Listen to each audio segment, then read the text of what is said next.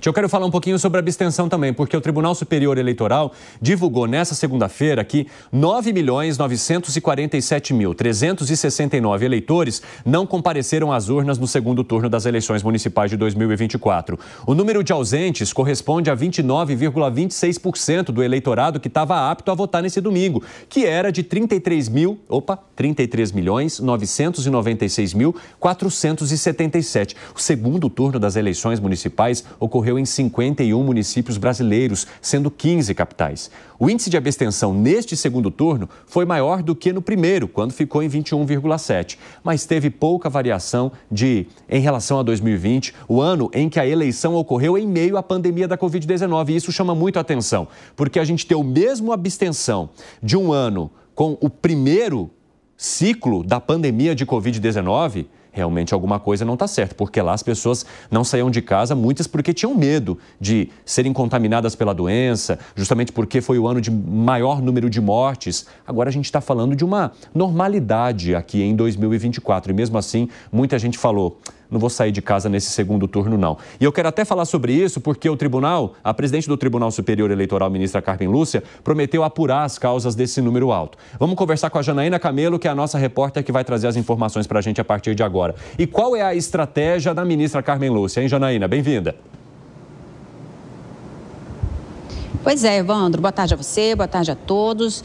A ministra Carmen Lúcia falou que vão ser realizados estudos para entender os motivos, né, porque que as pessoas não estão comparecendo aí às urnas. Então, os dados foram esses que você disse, né, que são dados preocupantes aí. No segundo turno, houve uma abstenção aí de 29,26%. E na série histórica aí das eleições municipais, né, ficou atrás somente aí das eleições municipais de 2020, como você disse, era um ano ali de pandemia, então tinha todo um problema ali de deslocamento, de uma estrutura para votação, porque havia as políticas ali de distanciamento. E aí, então, ela disse que serão feitos aí, junto com relatórios do Tribunal Regional Eleitoral. Na ocasião, por exemplo, de 2020, as eleições de 2020, também ficou ali muito próximo, né? Foi uma taxa de abstenção no segundo turno de 29,15%, praticamente o mesmo índice. Então, diante disso, a presidente do TSE disse ontem aqui, durante aquela coletiva de imprensa que é sempre feita ali depois do resultado, né, das eleições, ela falou que vão ser aí realizados, então, os estudos para entender, né, as razões aí, por que as pessoas estão deixando de votar. Ela disse realmente que esse dado é muito preocupante, tanto para o segundo turno quanto para o primeiro turno, né? Primeiro turno também bateu aí um recorde, só ficando atrás também das eleições municipais de 2020, porque no primeiro turno foram ali 21%, né? Como você disse também. A gente vai ouvir um trechinho do que a ministra, presidente do TSE, falou nessa coletiva de imprensa sobre a abstenção. Houve município em que teve 16%, houve município com 30%. Houve fenômenos climáticos, por exemplo, Porto Velho hoje de manhã teve chuva intensa. Então, o eleitorado que normalmente vai de manhã teria que ter ido à tarde, mas aquele que, por exemplo, fosse voto facultativo, nós, os mais velhos, com mais de 70 anos, não temos que obrigatoriamente votar. Isto desanima, isto leva a não ir, isto foi pouco divulgado, que a acessibilidade seria tranquila. Em alguns locais, por exemplo, em Pernambuco, nós temos, inclusive, ônibus ou vans que vão buscar. Isso foi divulgado amplamente em todos os lugares, então nós temos que ver em cada local o que aconteceu, por que está acontecendo e o que a gente pode fazer para que a abstenção, onde tem aumentado, não volte a acontecer. Pois é, a ministra deu uns exemplos aí, né, palpitou aí sobre o efeito clima, por exemplo, citou aí esse caso de Porto Velho, de Rondônia, onde choveu muito, então isso poderia ter influenciado as pessoas que não são obrigadas a votar, que tem aquele voto facultativo, né, como os mais de 70 anos, deu exemplo ali de Manaus, também no Amazonas, que na verdade teve uma abstenção menor do que no primeiro turno e isso acabou surpreendendo também, então ela falou que a Justiça Eleitoral vai fazer aí uma análise, um mapeamento de dados, colher informações ali em cada localidade, fazer uma análise regional para saber essas razões, esses motivos, e aí o TSE vai receber relatórios dos tribunais regionais eleitorais para isso, Evandro. Muito obrigado pelas informações, viu, Janaína Camelo? Ainda nessa edição a gente vai analisar um pouco mais dessa abstenção e se essas estratégias podem funcionar para incentivar as pessoas a participarem mais diretamente da política, né? E participar diretamente é fazer a sua escolha, é participar do primeiro e do segundo turno, e principalmente do segundo turno, onde a abstenção costuma aumentar, exatamente porque as pessoas que perderam seus representantes, que não passam para o segundo turno, muitas vezes deixam de ir às urnas porque não se sentem incentivadas a votar em outro candidato que não aquele que acompanharam desde o primeiro momento. Agora, voltando a falar sobre as nossas eleições municipais, eu quero chamar a atenção aqui para os dados de abstenção, porque a gente está falando de quase 30% se olhar a média nacional, e essa média sobe quando a gente fala de São Paulo, Belo Horizonte e Porto Alegre. Em São Paulo e Belo Horizonte, o número de eleitores que não foram às urnas chegou a pouco mais de 31%. Se a gente olhar para Porto Alegre, pessoal, 34%.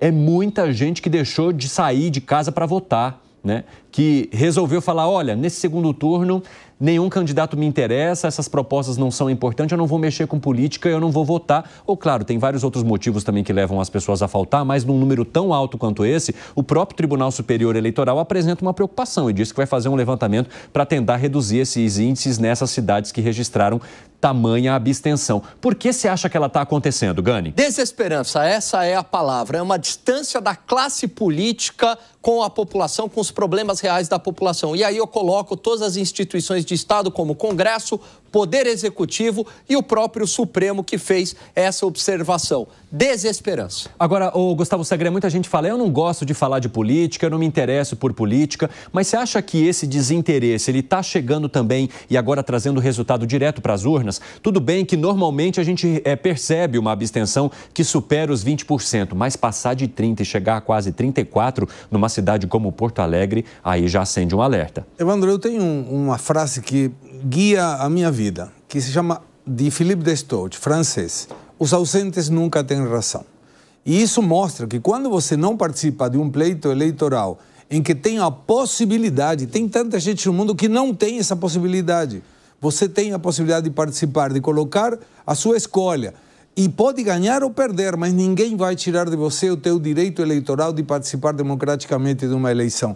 É fantástico. Do ponto de vista sociológico, é incrível. É um benefício social você dizer, eu quero que tal pessoa seja aquele que guie, no caso da prefeitura, a minha cidade. E depois pode reclamar. Se ele não fez aquilo que ele se propôs, que ele te prometeu em campanha, você tem todo o direito de ir lá e questioná-lo. Mas se você não participa, perde o direito de reclamar depois, porque você não formou parte desse caudal de pessoas que disseram, eu escolho esse candidato. Então, os ausentes nunca têm razão. Você acha que os ausentes depois eles podem cobrar mudanças, né, em suas realidades locais, Fábio Piperno, se eles não fizeram uma escolha? Talvez, e muitas vezes, Evandro, a própria abstenção, o voto nulo, já é uma escolha e já é uma forma de protesto. Agora, eu me proponho a dar uma ideia para contribuir com a ministra Carmen Lúcia nessas investigações que ela vai fazer. É só acabar com o voto obrigatório.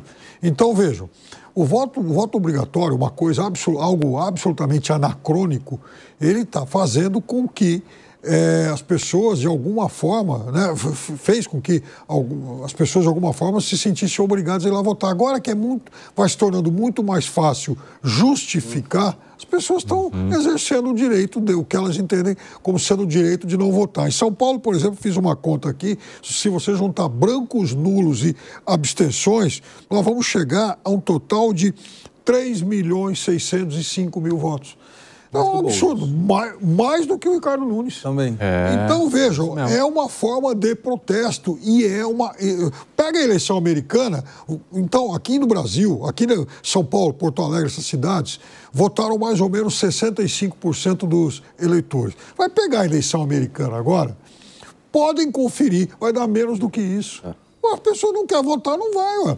Agora, Zé Maria Trindade, como o Piperno ressaltou aqui, de alguma forma o eleitor está dando um recado aí para as autoridades e principalmente para o Tribunal Superior Eleitoral. Porque se somarmos aqueles que decidiram sair de casa e foram, né, para as urnas, mas não votaram, ou seja, não escolheram um candidato, votaram nulo ou branco. Falou, tá bom, eu vou lá, mas vou fazer questão de mostrar que eu não me identifico com essas pessoas que estão agora concorrendo ao segundo turno. E aquelas que, além de tudo, ainda resolveram sequer sair, né, não foram. Teve gente que viajou justamente para não acompanhar o segundo turno, inclusive autoridades que fizeram menções que viajariam no fim de semana e só votariam nesta segunda-feira, porque o candidato que teve o apoio deles lá no primeiro turno não passou para o segundo turno. Isso, de alguma forma, vai dando um recado também para esse eleitorado. Já eu vou conversar com o Zé Maria Trindade, a gente está ajustando a conexão com ele, mas eu quero saber de vocês se os próprios políticos também erram ao trazer esse tipo de sinalização. Olha, o meu candidato não foi para o segundo turno, eu não vou votar, Alan Gama. Erra, claro, e até porque, né, você tem a ausência dos vereadores, que acabam puxando muitos eleitores. Ele está muito próximo do eleitor e fala, olha, vai lá, vota por mim, eu vou resolver o seu problema. É realmente muito próximo, muito mais próximo que o prefeito. Você tem uma relação de proximidade, é um familiar. E aí, uma vez que ele foi eleito, aí ele joga a toalha e, evidentemente, não arrasta mais este eleitor, fazendo um desserviço à democracia. Fala, Segre. O próprio presidente da República, como não tinha nenhuma necessidade de chegar a ser o candidato, não era competitivo, ele optou por não ir. Então, isso já, de alguma maneira, não pela idade, ele está no seu direito de não comparecer. Não é um voto obrigatório a partir dos 70 anos. Mas estamos falando do presidente da República, é aquele que deveria dar o exemplo, senão aquilo que fala o TSE, dizendo não, tem que votar, participe, o próprio presidente não vai, não é um bom exemplo. E para você, Zé, que recado que esse eleitor está dando, hein? Pois é, o Tribunal Superior Eleitoral tem obsessão aí em evitar uma abstenção muito maior, porque entende que pode se transformar num protesto contra a justiça eleitoral. Isso é histórico.